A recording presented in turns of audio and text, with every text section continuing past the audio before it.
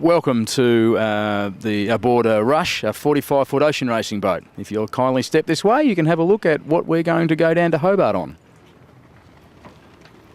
This is where the boat's steered from, and the crew work the boat from here. So we've got various crew positions, as you can see. This is called the cockpit, and this is where we trim the sails and steer the boat from. So now we're in the middle of the cockpit, and if you look around, you'll see a number of winches here. These are used to trim the sails.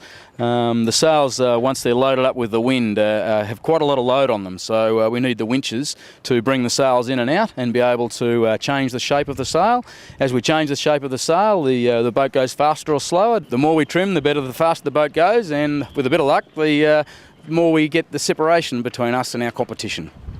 Okay, well now we're down below, and you'll get to see a little bit of what an ocean racing boat is like. As you can see right now, there's not a lot of room down below. Imagine 12 people down here. It gets fairly cosy. So if you follow me, we'll go down back to where the navigator sits, and the navigator's role on this boat is to look at navigation information, charts, weather, and where we are in relation to our competition. So follow me, and here we go.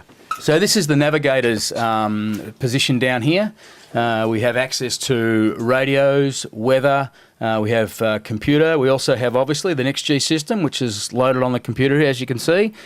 And based on that, we use that to get our weather information, our positions relative to other boats. We also look at what weather's coming through Bass Strait and the coast of Tasmania, and that provides us with valuable information for when we want to find out where our competition is or position ourselves relative to what weather we might incur. If you look aft here, you can see there's not a lot back here. She's not a boat built for comfort, she's a boat built for speed. So you can see here, these are our crew bunks. So when we have our off watches, we have the crew rest down here. Again, they're not like your queen size bed, but they are fairly comfortable, you'd be surprised. We're now going to move forward, and you can see back to the middle of the boat, and you can see where we prepare our food. So the galley over here, it's a very simple galley. We have a single burner metho stove, which our cook on board, he does an exceptionally good job of preparing our food. We never go hungry, and it's always hot, and there's plenty of it. Moving forward again, up forward here is where the crew store all their wet weather gear. So when the weather turns foul, we put on our waterproof gear. So you can see all the crew have their names along here. We have some interesting names of some of our crew.